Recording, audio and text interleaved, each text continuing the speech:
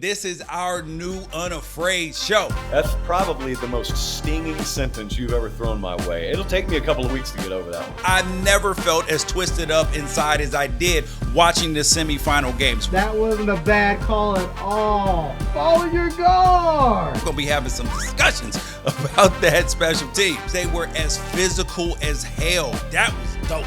I can't even lie about that.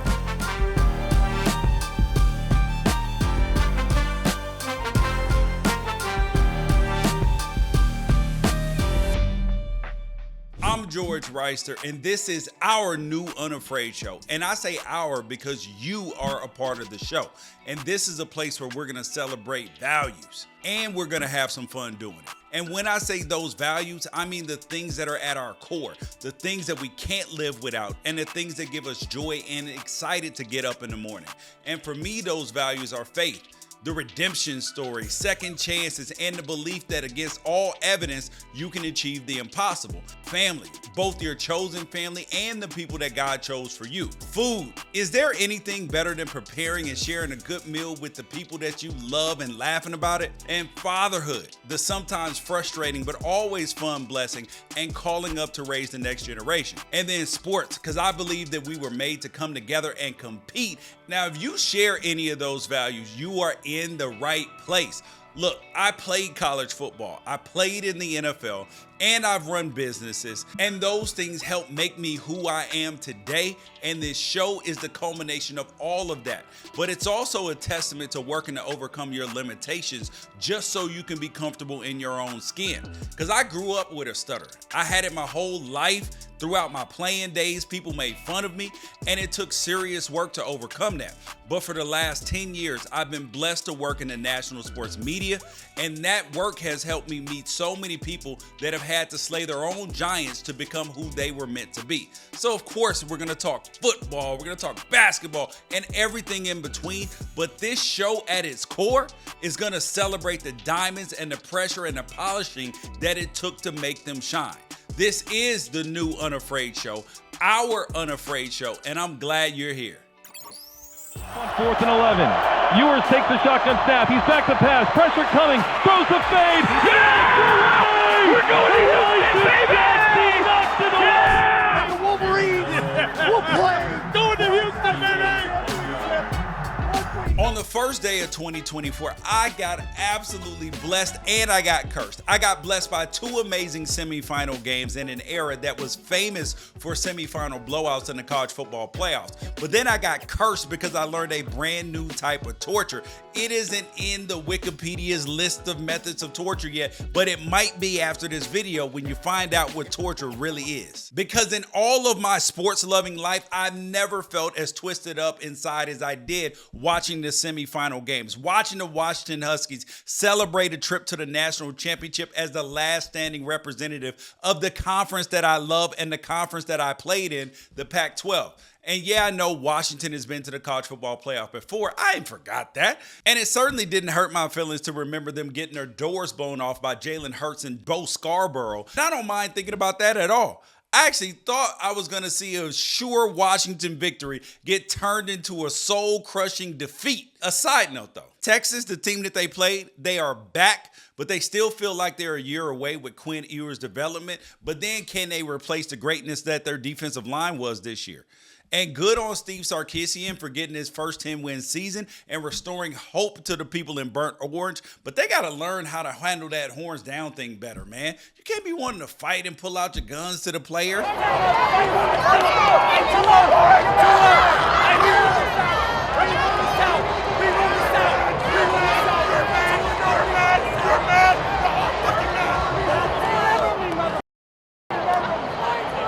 But now back to regularly scheduled programming. My issue with this 2023 Washington Huskies team, which is the sworn enemy of my Ducks, is that this team kept Oregon out of the college football playoff despite being the second best team in America this year. Sorry, Georgia fans. And the team whose fans never let me breathe on social media without rubbing their success in my face, that they're so damn likable this year. I mean, seriously, how are you going to be out here rooting against Michael Penix Jr.? Indiana fans cast him off as a disappointing lemon due to his injury history, and then he remakes his game to be one of the best pocket passers in college football. As somebody whose career at the highest level got derailed by injuries, do you have any idea how hard it is to come back from a season-ending injury, much less 4 of them? And while Penix is a transfer in an age of impact transfers, this Washington team is largely made up of guys that stuck it out in Seattle through the firing of Jimmy Lake. Guys like Dylan Morris, Richard Newton, they stayed with the Huskies and helped them win despite 4 different head coaches and having their starting spots taken. Now, 2 years ago, this Washington team lost at home to Montana, and their head coach got fired in the midseason because the locker room was a mess.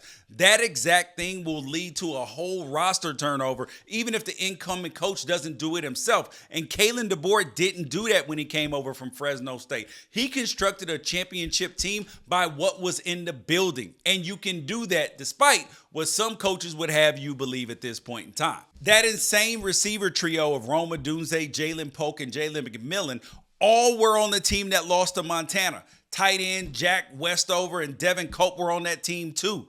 And that pass rush that had Quinn Ewers in hell all night, Trice, Olafashio, ZTF, they were all there before DeBoer. And the same thing with the offensive line. Did you hear him talking in the game about how offensive coordinator Ryan Grubb turned down the same spot at Alabama with Nick Saban because Troy Fontenot, all Pac-12 offensive lineman, was coming back? And so then Grubb wanted to come back as well? I call this team a family, but most families don't even have this level of loyalty, and it makes me sick. So now the Huskies are preparing to square off against Michigan in the first national championship game without an SEC team since 2015. And I know it's a tough pill to swallow because SEC fans went straight to the bargaining stage of grief. Georgia should have been in the playoff. They were the best team in the country. So you think the committee should have put the loser of the SEC championship game over the winner because they were better the eye test all year? Come on, man. I don't think that they gamed that whole thing out before they started saying it. But what are people in the South going to do with the second Saturday in January this year where it just means more? Are they going to be rooting for the Washington Huskies? Because I know they're not rooting for Jim Harbaugh. And Nick Saban, he already pulled out the "we beat ourselves" excuse. And when you watch that 4th down play from overtime from the end zone angle, you looking like, damn, they might just be right. If it wasn't for a low snap and a missed read, damn, bro, that's a problem. Michigan may be sitting on the couch right now. That wasn't a bad call at all. Follow your guard. They overran it. Follow your guard. Oh. And now, you know Georgia fans won't be rooting for Michigan because they don't even have respect for Michigan. And as my guy George Foster put it, you know what? I'll just put this up on the screen so you can read it for yourself. Parental advisory on this one, buddy. And I got to be honest, I didn't respect Alabama or Michigan as unbeatable this year, because Alabama made chicken salad out of chicken shit too many times this year. And they were lucky to get out of the games against South Florida and Auburn with a miracle just to win that game. Now, does Alabama have the hunger that it once had, or not the roster that they once had? Because it's back to the drawing board for Saban, who did a masterful job coaching their worst performing offensive line and inconsistent running game to the college football playoff. I will admit, though, that going 3 years in a row without a natty for the first time under Nick Saban might be exactly what this team needs to regain that championship appetite, but we'll see in 2024. Now let's peek over at Michigan again. I know that there's this whole Michigan against the world mentality out there, but Michigan's enemies aren't out in the world. And even if they were, do you think that the Wolverines would schedule them in the non-conference? Nope. Michigan's enemies were right in the big house. Jim Harbaugh got himself suspended for the first 3 games of the season, and it wasn't over a cheeseburger. The world didn't make Connor Stallions engage in illegal recorded in-person advanced scouting. The world didn't get co-offensive coordinator Matt Weiss fired for computer crimes, whatever the hell that means. And the world didn't fire football staffer Alex Uda in the middle of the season for soliciting a teenage girl online and getting caught up in a social media sting. Michigan victimized Michigan. But Jim Harbaugh's Jedi mind trick convincing this team that the world is out to get them has worked wonders. And you got to give them credit for that. And he did it on the field because the Wolverines got away with not 1, not 2, not 3, but 4 special teams errors against Alabama. And you know Jay Harbaugh and Jim Harbaugh going to be having some discussions about that special teams. But they were able to get away with that because they were as physical as hell. and they are willing to pound the rock until the defense relents. They have the team that SEC teams think that they are right now. That's what Michigan is. And the thing that I do like about this team is that the stars, that they have an underdog feel to them. Blake Corum, Mike Sainristil, they might not be able to dunk on Victor Wembanyama if they were stacked on top of each other, but they're as tenacious as it gets, and the team feeds off that energy. And Jim Harbaugh has gone too far because he's put the credit for Michigan's success in a place that I just can't go.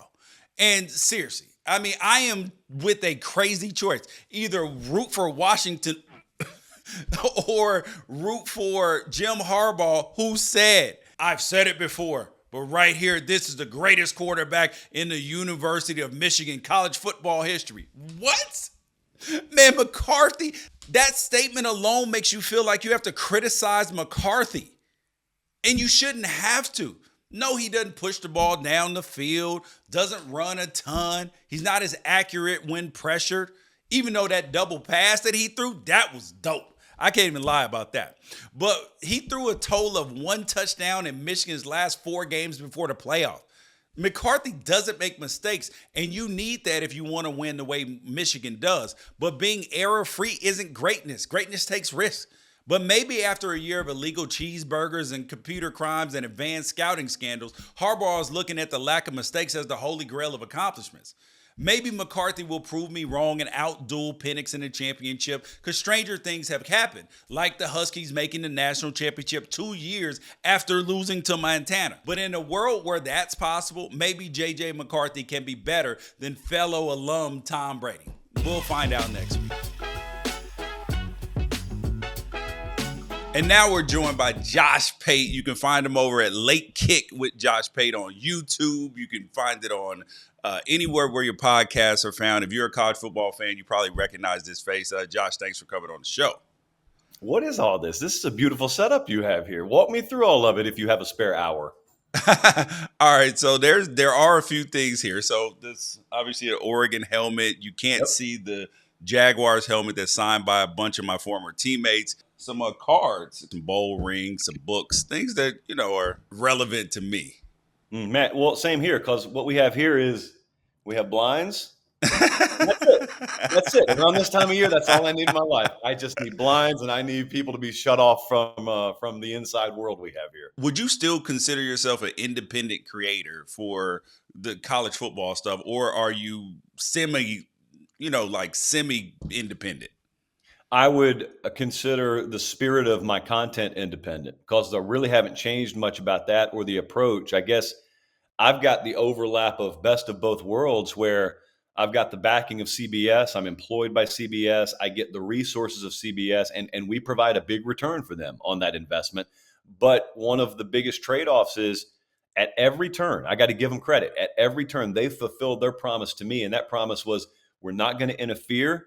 Obviously, the creative process works. We just want you to do it for us. The production level is really high, so it's obvious there's some money behind it. But I don't think if you listen to the podcast and didn't watch the visual, I don't think you'd even pick up on the fact that it's anything more than the same product we were presenting when I was independent. Now, let's get to the games this weekend, because you were out at the Rose Bowl. I'm out here in L.A. There's a lot of talk about the Florida State situation. Oh, Alabama and Michigan, they went to overtime. That means that the committee got it right. So does the result of a 27-20 game, does that justify what the committee did in leaving Florida State out? I don't think it justifies them being wrong or right. And you could have gotten a 47-20 final, and I wouldn't have cared. If I bring George in and I bring you to my place of business, Pate State Enterprises over here, and we're hiring a new executive level director, and you fit the qualifications, if you check those boxes, I'm going to hire you. Now, if you go and blow someone's car in the parking lot up 3 weeks onto the job, and someone walks into my office and says, see, that's evidence you shouldn't have hired him, I would tell them, get out of my office. I'd probably fire them, because what they're saying is dumb. I didn't have the foresight to know what you were going to do when I hired you. All I have to go on is the information at hand, and I try and make the best decision I can. So the point is, for the resume as it relates to them placing you in a bowl pecking order, is your regular season record, and if you're in a conference championship game, Yeah. That is baked into it. Okay, that's it. So if you didn't think Florida State belonged, nothing about 2 days ago should have changed your mind. And if you think Florida State did belong, it shouldn't have mattered if Bama won by 50. It shouldn't have Correct. changed your mind. It is what it is regardless. I totally agree with that. We ended up with no SEC team in the final. And it was funny because I was like, where is the math here, people? Because so many people, because I'm a message board troller. Like, I don't comment on it, but I go in there and read and see what people say, look at it on Twitter. And they were like, Georgia was the best team in the country. They should have put Georgia in. And I was like, how? How, Sway? Yeah. How are they going to put Georgia in? There seems to be a parity coming in the sport. Like, I don't think it's gonna ever be like NFL type, but with the perceived parity that seems to be coming, where rosters aren't necessarily as deep. Have you rethought your playoff position and it expanding at this point in time? No, I don't think I'll ever rethink that. I think the first point you started to make is the one I've come to realize, probably an area that I was a little, I don't want to say flat out wrong in, but certainly I undersold the concept of, was the concept that NIL and the portal was going to even out the talent pool. And while I always think the big boys will have the most talented rosters, I don't think that's going to change. I do think that kind of the top of the canopy has been shaved off a little bit, and depth is certainly never going to look like it used to in the past. I mean, LSU, for example, yesterday, they got a 5-star freshman at tackle who enters the portal, played all 12 games this year, and enters because he's projected to be the third tackle on their team because they got 2 that are entrenched as starters. That didn't used to happen. It does now. And so in the aggregate, what you've seen the ability for us to have what we have now. We don't have a 12-team format yet. This is still a 4-team format. And I've got something happening Monday night in Houston that people told me couldn't happen. And that is a team in Washington with a roster below 50% in blue chip rating. Yeah, that blue chip rating. All of a sudden, they're playing for a title and could win a title. And I was told that we needed a 12-team playoff to get that. And it turns out maybe the format of the playoff wasn't the key. Maybe dispersing the talent a little bit more was the key. And there are 2 things happening there. Portal and NIL have a lot to do with it. But also, if you'll notice, I've talked to you about this before on your show. I have always thought the key to evening out the talent pool a little bit more in college football was teams in Florida recruiting their state better. Because Ohio State, Alabama, Michigan, or not Ohio State or Michigan, et cetera, but Ohio State, Clemson, Alabama, those teams were raiding Florida, just raiding South Florida. And now it doesn't even matter if Miami's good on the field yet. They're keeping some of their talent home. Florida is doing that, and they're not good yet. Florida State is doing that. And so think about what it means for 5 or 6 more blue chip kids from Florida per cycle not going to Alabama, not going to Ohio State. It doesn't make them 8-4 all of a sudden. Yeah. But what it does is, in a key close game, all of a sudden when you think athletes are going to make plays and talent wins a game, you don't have that extra 5-star receiver in the slot that you used to have. And instead, it plays out. It plays out in those moments. It ends up playing out. Yeah, so you end up with Washington versus Michigan. Washington is below the blue chip rating of 50%. But when we've seen other teams, like when we saw TCU play Georgia, that was a total mismatch. When we've seen Cincinnati, when they played, I think, Alabama, mismatch. But this doesn't feel like a mismatch, even though Washington is favored. Michigan's favorite. I like Washington in the game. Their trio of Dunze, McMillan, Polk, and then Penix at quarterback. I think that's going to be tough because their defense is not good, but the part of their defense that's bad, which is their pass defense, is not what Michigan does anyway. Yeah. So a couple of things there. I agree with everything you said on the front end, so I won't repeat that. But the second part is I don't think a lot of people have watched Washington. Just if they're honest with themselves, they could tell you Michael Penix. They could tell you the head coach's name. They could tell you Washington throws the ball a lot. They don't know. George, I don't think half the country even knows they just won the Joe Moore Award. Like I don't think they have any concept about how good that offensive line is. But that's okay. I didn't either at one point. I continued to pick against them, but I went and watched them up close in person and got a couple of really tough lessons dealt my way and understood No, it's not a TCU situation because they're not going to get dominated at the line of scrimmage. Nope. It's not going to happen. And so I think the trap that some fell into in this Washington-Texas game was looking at talent level and talent rating and the team talent composite. And of course, Texas had the more talented roster. Well, that's not the way a game's played. You don't take two pieces of paper and rub it together, and that's a football game. You have styles, you have matchups, and in some cases, if you have a dominant room, like a wide receiver room in Washington that can take over a game, and you got a good enough offensive line, and you got an assassin at quarterback, that's the game. It's over. It doesn't matter that you have three outside linebackers more highly rated than their highest guy. It doesn't matter if you have a free safety that was a number 2 at his position coming out of high school. If the matchups dictate that they end up dictating the style that the fight's going to be fought in, it's over. And I think the difference, though, Pate, though, is that when you look at talent ratings, they're looking off of recruiting rankings where Washington has potentially 4 first-round picks on their team. I think that's the part that's been ignored, is that their talent rating is not what the stars were when they came in, because they have been developed. And Kalen DeBoer, he's done something that coaches are now telling you that can't be done, which is to work with the homegrown talent. Because when Jimmy Lake got fired, he didn't go on and just rehaul the entire roster. He didn't portal kids out and all of that. Like, this is largely kids that he did not bring in, aside from the running back and Johnson and Michael Penix Jr. The majority of that roster was already there. So is Kalen DeBoer teaching a lesson on how to build a roster, or did he get lucky with just having them wide receivers and tackles and everything else there? So I've talked to a couple of folks who were on the staff before he got there at Washington, a couple of folks who were responsible for recruiting a lot of those offensive linemen, for example. And sure enough, they tell you, when we brought those guys in, we thought they had potential to be studs, but they weren't going to be that as freshmen, and they probably weren't going to be that in their second year. So they always projected them as multi-year down the road guys. But what you just said, so that's a really good point, because it goes back to what I've thought about a lot. If you're trying to run a database model, for example, and you really care about talent level, you have to value recruiting rankings. But what you would be foolish to do is continue to value the recruiting ranking 2, 3, 4 years into a guy's career. Because by then, if you're any good at what you do, it doesn't matter what he was as a 17-year-old anymore. If he's 20 or 21 years old, you've watched him play college football. You should have your own unique talent rating on him as a college football player.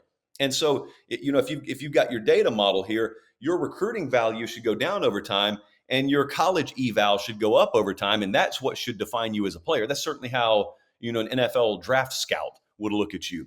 I think a lot of folks either don't pay attention to Washington, or they've been too lazy to do that, or they don't trust themselves to evaluate talent, which knowing half these folks is probably a proper way to go through life. And so they're still counting on the fact that these were a bunch of 3-stars out of high school. Yeah, but they're 22 years old as well. So they're not 3-star 17-year-olds anymore. Yeah, I think that's a good point. I got one more for you before we get to Wrighster or Wrong real quick. Bowl season featured a lot of opt-outs, right? You had the Florida State Georgia game. You've had, other games that just haven't been competitive. How do you think that we fix bowl season, and the bowls already give out gifts to players? Why not pay them to play? Well, I think you and I talked about this 3 years ago. I mean, that's always been pretty common sense to me. Yeah. And it's now that it's biting advertisers in the pocket, I think we're going to see something along those lines happen, to where either you've got to enable a revenue sharing distribution system from the bowl payout, or you got to do something even more radical, like move bowl games to week 1 of the following year. If you think that's radical, allow me to present the alternative. The alternative is keep what you got now and allow it to erode even further. At this point, it's untenable. You can't put the toothpaste back in the tube, so you have to do something else. I didn't even consider the putting the bowl season in the first week. That might be a great idea. Now I want to get to Wrighster or Wrong. Pate, this is 5 quick questions, and give me a quick one. Right or wrong? There will never be another Nick Saban including Nick Saban, because now he's gone 3 years without a championship, which is the longest run since he's been at Alabama. Oh, that's 100% right. I mean, if Nick Saban were to reemerge today and had to go based on the here and in the future model of college football, I don't think anyone's doing that. You can't stack a roster like that. You're going to have probably more competitive balance and just randomization when it comes to injury and stuff, because you got to play more games. So I think that's absolutely right. Jim Harbaugh will coach where next season? I think he's going to be in the NFL, but everyone's kind of assuming that. And I am too. I'm reading tea leaves. I certainly haven't had anyone at Michigan say, hey, psst, this is happening. So, I mean, I feel like the organization and the fan base has always looked at this year as the year we got to get it done. And then whatever's over the cliff, we'll handle that when it comes time. Reggie Bush is the greatest college football player of all time. Oh, man. I had a guy at Auburn that was pretty good in 2010. Do I need to go multi-years, or can we just have like a moment in time? Like Cam moment in time. I think I may go Cam Newton. I may go with a guy who played the most important position and put the team on his back. But I remember Reggie Bush, and I remember watching that, and I remember like it wouldn't matter if USC was playing Fresno. If you knew they were coming on at 10:30 at night, you were watching, boy. I'm living in Georgia at the time and say, hey, where y'all watching Reggie? Where y'all watching USC tonight? What? This is Harris County, Georgia. It's going to be 10 o'clock before they come on. It don't matter. Yeah, Reggie's anyway, on. where are we watching Reggie tonight? Yeah, that's crazy. And by the way, Dwyer was down. Blank is most responsible for the disintegration of the Pac-12. Larry Scott. Yep. I call him Larry Michael Scott because he ran it wow. Dunder Mifflin paper. Wow. What would happen?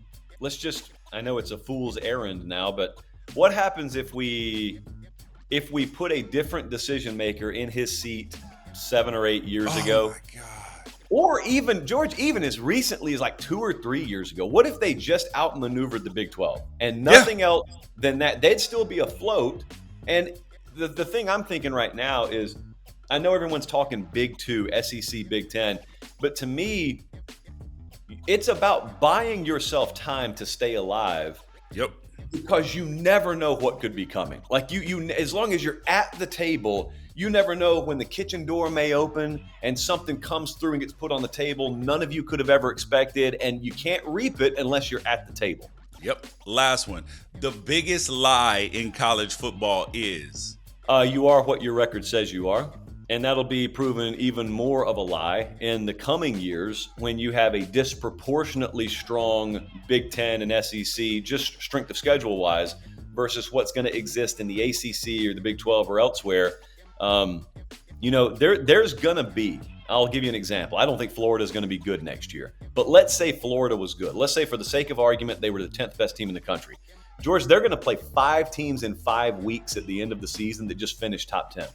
So there's a world where a legitimate top 10 caliber Florida is a 9-3 team. Yep. And there's a world where you've got an 11-1 in another conference. Well, is that committee going to have the stones to understand how to interpret strength of schedule? Nope. Or are they going to fall victim to, you are what your record says you are? Because if they fall victim to that, I'm going to tell you what I would do. I'd do what Michigan just did. I'd load up on cupcakes as much as I could. And I'd understand that, hey, even if you leave me out of the top 4, you're not going to leave me out of the top 12. So I'll completely use it as a 12-week preseason, and then I'll go in the playoff on fire, and I'll be healthy because I will have rested my starters half the year. So you are what your record says you are has always been a lie in college sports, but it's going to be even bigger a lie in the coming years. Oh, that makes me want to throw up thinking about more bad schedules. But guys, he's Josh Pate. Find him over at Late Kick with Josh Pate on YouTube. Find him on CBS Sports. Find him occasionally in a suit now that he's a company man. Josh, and you're the one with a white T-shirt on. After all this is what it comes to. Hey man, you went company. I had to take over the white tee. That's probably the most stinging sentence you've ever thrown my way. It'll take me a couple of weeks to get over that one. Thanks for coming on. All right, man. Great talking about college football, but the NFL was on my mind this week too because Lamar Jackson was on the tip of everybody's tongue, and we got to talk about him and let that sink in. 10 months ago, Lamar Jackson asked for a trade from the Baltimore Ravens. Man didn't say he didn't want to be a Raven anymore. He just wanted to get paid. Now, fast forward to today, we're talking about Lamar Jackson being a lock for the 2023 NFL MVP award and the Ravens being the best team in all of football. Relationships have ups and downs, and sometimes it takes one party threatening to leave for the other party to get serious. Look at 2007. Kobe Bryant, he got sick of the unseriousness of the Los Angeles Lakers and asked for a ticket out of town. And in later interviews about his trade requests, Kobe Bryant said that he felt like the Lakers were meal ticket and that they were going to be satisfied with him going out and scoring 50 in a loss. But Kobe wasn't trying to look good and lose. He wasn't built that way. And just maybe Lamar Jackson is built different too. Because people said Lamar Jackson shouldn't negotiate his own contract. I was one of them.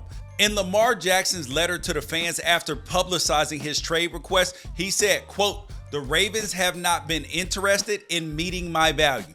The dude knew what his value was. And when it turned out that the Panthers and the Raiders were only mildly curious about Lamar, it really felt like he had nowhere to turn. And I was shocked when the announcement came through that the Ravens had extended Jackson to the tune of $52 million annually and $185 million in guarantees. That's the kind of money that'll make you want to pop champagne. And with the way Lamar Jackson is playing this season, setting career highs in completion percentage, yards, and yards per attempt, all while still serving as the most dangerous running quarterback in the game, the Ravens fans might be popping their own bottles of champagne in a few weeks. And champagne is a much better expensive drink to pour out than the $300,000 glass that Carolina Panthers owner David Tepper just poured on a Jacksonville Jaguars fan when he realized that if he was serious, he could have taken Lamar Jackson this season. But he didn't. And I guess that's just another thing that Lamar Jackson has in common with Kobe Bryant, a brief flirtation with the city of Charlotte. But it didn't work out. But back to the Ravens. Because Lamar Jackson didn't just stylistically change overnight, people like me have been complaining for years that Baltimore didn't surround him with the receivers he needed to prove that he could win as a passer. And what did they do this offseason? Number 22 pick on Zay Flowers, Odell Beckham Jr., Nelson Aguilar. And after 4 years of offensive coordinator Greg Roman attempting to use Lamar Jackson's running ability as the Ravens' main weapon, the Ravens went out and got a national championship winning offensive coordinator in Todd Monken from Georgia, the man who turned Stetson Bennett from JUCO bounce back to NFL pick. The Ravens got serious, not only about Lamar Jackson's monetary value, but about surrounding him with the talent it would take to maximize his potential. And now, as he gets ready to collect his second most valuable player trophy, for the first time, he can say that the Ravens made him the most valued player. You have to think Kobe Bryant would be proud. Let that sink in. Now that we've covered the sports, let's talk a little bit about family, because this is a transition for me and my family, because my oldest son, who you guys saw in some of the clips of the videos and the intros and all of that, he's going off to go play college football, and we are in January. So he's leaving. He's going to be an early enrollee. And this has been kind of hard because on some level, you are excited for your kids to leave and go out of the house, and you want great things for their future. But at the same time, it's a little bit sad because, you know, if all his dreams come true, he's never living in my house again. Like, he'll come visit, he'll come visit on breaks and stuff like that, but he'll be on to the next chapter of his life. And so we'll document that journey because we actually leave tomorrow to take him up to UC Davis. And we'll be following that. And I just wanted to give you guys a heads up because I know you guys follow me on social media and I've talked about it there. Am I going to cry? Probably. This is my oldest son. He's gone. But at the same time, this is what you want for your kids. But the thing that I think about as a parent, which regardless of whether you have a kid going to go play sports or whatever it is, the thing when they leave for college, I think that you always wonder is obviously for their safety. You want them to be safe You want them to be healthy. You want them to be all of those things. But most importantly, you just go back through all of your parenting decisions and the things you did and did not do. And you're just like, did I prepare him for everything? Because my thing in that a great parent taught me was that you want your kids to be great decision makers. And that's what I wanted for him, was to be a great decision maker. That because it's easy for me to force him to do what I want him to do when he's in my face and all of this stuff. But can you or will you do the right things when nobody's watching, when you may not get caught that time or whatever? And that way you can get yourself and prevent yourself from being in dangerous or bad situations. And yeah, so I think that would be my parenting tip for today that somebody gave me. Teach your kids to be good decision makers and not just good rule followers. Yeah, so that's the update for today. And next show, we will have some footage of it for you guys, and we'll take you guys on that journey. Thank you guys for joining me for the new rebranded Unafraid Show, where it's about us. Make sure that you guys leave a comment, tell a friend about it. Most importantly, share, and come back next week because we got a surprise for you. Actually, I'm going to tell you right now. Reggie Bush will be in the building, and you guys don't want to miss it. So tell a friend, subscribe, get the notifications, everything in between. Catch you next week.